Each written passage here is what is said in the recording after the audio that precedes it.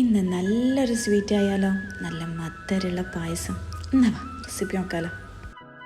പാലട പായസമാണ് കേട്ടോ. അപ്പോൾ നമുക്ക് ആദ്യം വേണ്ടത് കുറച്ച് പഞ്ചസാര ഒന്ന് കാരമലൈസ് ചെയ്തെടുക്കാം. അപ്പോൾ ഈ ഒരു കളറാകുമ്പം തന്നെ നമ്മൾ ചൂടുള്ള പാലയിലോട്ടേക്ക് ഒഴിച്ചു കൊടുക്കണം കേട്ടോ. നല്ലോണം എന്താ പറയുക, കരിഞ്ഞു പോകുന്നു വേണ്ട, എന്നിട്ട് ടേസ്റ്റും മാറും, ചിലപ്പോൾ നമ്മളെ പാല് പിരിഞ്ഞും പോകും. പാലൊഴിച്ച പാട് പഞ്ചസാര ഇതുപോലെ കട്ടയിലുണ്ടാവും കേട്ടോ. അത് കുറച്ചൊന്ന് ചൂടാകുമ്പോൾ തന്നെ അതിന് മെൽട്ടായിക്കോളും.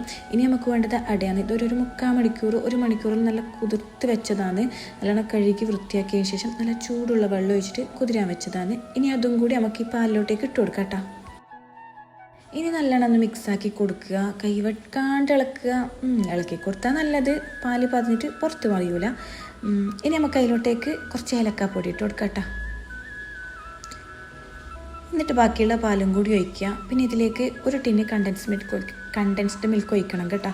മിൽക്ക് മെയ്ഡ് ഇത് ഞാൻ ഒഴിക്കുന്നത് വീഡിയോ ഒന്നും കിട്ടിയിട്ടില്ല, പിന്നെ ലാസ്റ്റ് ഞാനിങ്ങനെ വെറുതെ ഒന്ന് കാണിച്ചിട്ടുണ്ട്. ഇനി ഇതിൻ്റെ ടേസ്റ്റ് ബാലൻസ് ചെയ്യാൻ വേണ്ടിയിട്ട് ഇതിലേക്ക് കുറച്ച് ഉപ്പിട്ട് കൊടുക്കുക. ഇനി ഒരു 10-15 മിനിറ്റ് ലോ ഫ്ലെയിമിലിട്ടിട്ട് ജസ്റ്റ് ഇങ്ങനെ ഒന്ന് ഇളക്കി കൊടുത്തുകൊണ്ട് കേട്ടോ. അപ്പം നമ്മുടെ പായസം റെഡിയായി. ഇനി നമുക്കിതൊന്ന് കാച്ചിയെടുക്കണ്ടേ. അതിന് വേണ്ടിയിട്ട് കുറച്ച് നെയ്യ് ചൂടാക്കിയിട്ട് കാഷ്യൂനട്ട് വറുക്കുക കേട്ടോ. റൈസിൻസ് ഒന്നും ഇട്ട് കൊടുക്കുന്നില്ല. എനിക്കെന്തോ അതിൻ്റെ ഒരു ടേസ്റ്റ് പായസത്തിൽ വലിയൊരു ടേസ്റ്റായിട്ട് തോന്നലില്ല. അപ്പോൾ ഇതൊന്ന് നമുക്ക് വറുത്തിട്ട് പായസത്തിലോട്ടേക്ക് ഇട്ട് കൊടുക്കാം. അപ്പോൾ നമ്മൾ പായസത്തിൻ്റെ പണിയെല്ലാം ഇവിടെ കഴിഞ്ഞിട്ടുണ്ട്. അപ്പോൾ കാരമലാക്കിയിട്ട് പായസം ഉണ്ടാക്കാത്ത ആളുണ്ടെങ്കിൽ ഒന്ന് ഉണ്ടാക്കി നോക്കുക. വേറെ ഒരു ടേസ്റ്റാണ് കേട്ടോ, നല്ലൊരു ടേസ്റ്റാണ്.